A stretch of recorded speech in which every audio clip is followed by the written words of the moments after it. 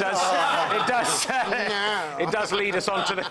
It does lead us on to the next story. But his point is good, and anything Bernard Cribbin says is all right by me. Thank you for many years of play. It's great when you love those people. It's like Johnny Ball and all those guys. You just love them, whatever they do. You can do. But anyway, the Star is reporting that there is going to be a séance on Twitter. I mean, they must be delighted about this. It's kind of a lazy. Gail, you're back on Twitter, aren't you?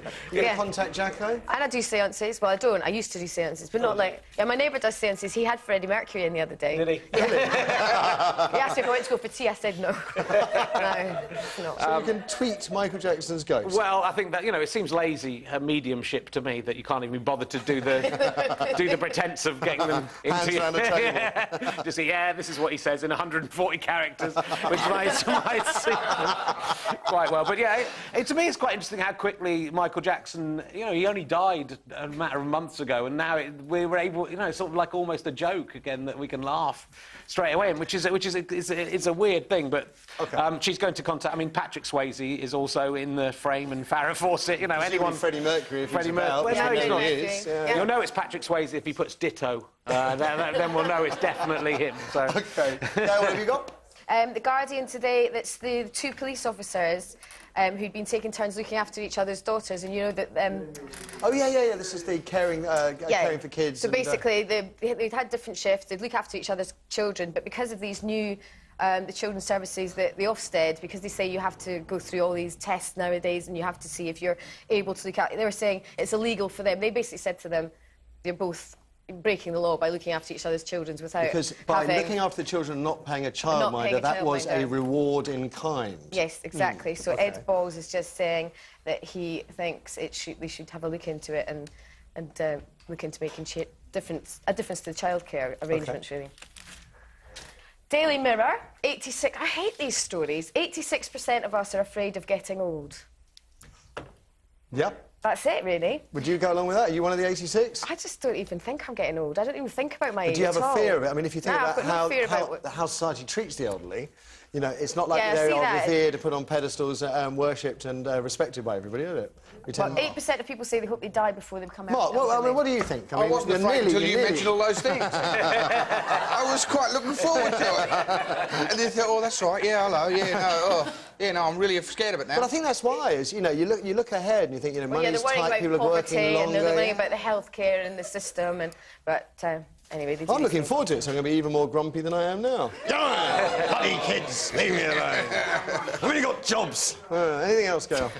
The Daily Mail, the girls living on just one meal a day. This is talking about the worry about children. Well, the ages are starting from about 11 and they're eating one meal a day because they want to be the size zero. So it's the size zero debate again, and saying, you know, they should have better role models, and they're cutting out the food altogether nowadays. But I think young as 11, that's really worrying, especially when I've got a daughter.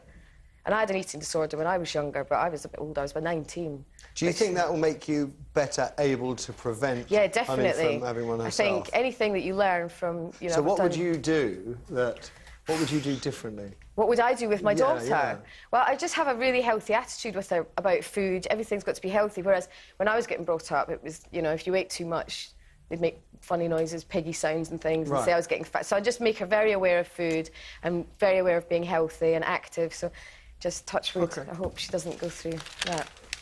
And this is a very sad story in The Sun. It's the Corrie legend Blanche, who's 75. She is critically ill. She had a terrible fall. So she had major surgery, and she is, critically ill at the moment. But she has come out with some classic lines. You know, she always comes out... She's Deirdre's mum. Yeah. One of my favourite was when Peter and Leanne were opening the bar. They decided to open a bar, and she says, an alcoholic and an arsonist opening a bar sounds like some sort of joke. But she always came out with good, so I hope she gets well soon. Yeah. OK, and she's a comedy legend. Well, soon. Well, you mentioned it earlier about the Guardian being gagged. Yeah. From reporting Parliament, it says it in front of the Guardian, which is a little bit misleading because it's actually a sliver of Parliament that they're not allowed to report. This goes back to 1688, the Bill of Rights, that says anything free speech. Yeah. Anything parliamentary privilege as well, so people can say things in Parliament that might, if you were to say on this show, for example, would see me put in prison. But you can say them in Parliament and report them. Yes, well, yesterday's published Commons Order papers contain a question to be answered by a minister later this week. Right. The Guardian is prevented from identifying the MP who has asked the question, what the question is, which minister might answer it, or where the question is to be found.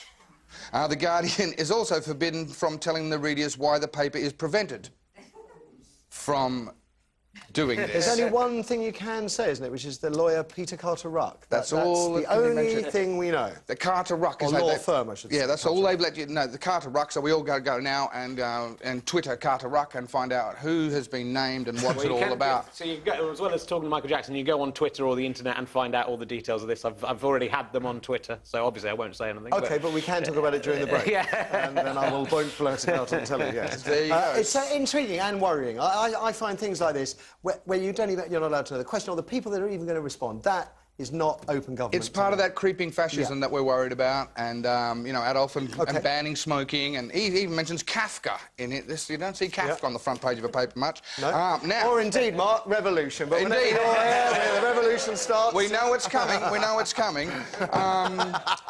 Now, these two boys... Now, this is interesting. These two boys, these two soldiers... we got Marine McWilliams and Corporal Anthony Duncan. Now, they've been involved with ruck with the MOD, who said, yes, you can claim this for your injuries caused in war. Yeah. One was actually in training, but, you know, it's all part and parcel, I think. But then... They actually claimed for further too. From the actual operation they had, then they had further medical treatment. The MOD has come back and said, no, we didn't pay you for the further medical treatment, just the actual initial treatment. And so we want that money back, please. They've asked for these boys for money back that they've already given them. Now, it's gone to the to court. The judges have looked at it. Parts of the claim are going to actually go through, but they've lost a large amount of their claim. They're kind of saying that that while Bob Ainsworth may have legal points on his side, yes, the morality of claiming the money back is more questionable. Now, Mr. Thomas Legg can talk about the spirit of the law, and he is allowed to bend the rules on compassionate grounds. But not when it's soldiers. But with these soldiers who are fighting for our democratic right, we're not allowed to bend the rules for them. Okay. So we are in very dodgy ground. Let's do the last two very quickly if we can. Oh, very quickly. Mr. Bunkett has donated his brain to science. OK. David... Oh, you may laugh, sir. You may laugh. He's donated it. He didn't sell it. He hasn't put it on eBay. OK. But he thinks it's important that people like him actually donate their brains for research into disease like Alzheimer's and dementia. Good for him. Good for him. So he's put it up there on the pedestal. So there you go. Have me brain. Nicely done. And good on him. Thank you. After the ads, I want to know what you think about the animal rights charity PETA and whether or not they've gone too far sticking a mugshot of Stephen Barker, who's serving life for causing baby P's death, on a billboard poster just a mile from where the tot lost his life. 0207 173 5555 is the number for your thoughts. Is the charity wrong to exploit baby P's death for its own purposes? I would even suggest dubious purposes. We'll find out what you think after a short break. Supermodel angered PETA by wearing fur after appearing in one of the charity's anti-fur campaigns. Elle Macpherson, Cindy Crawford or Naomi Campbell?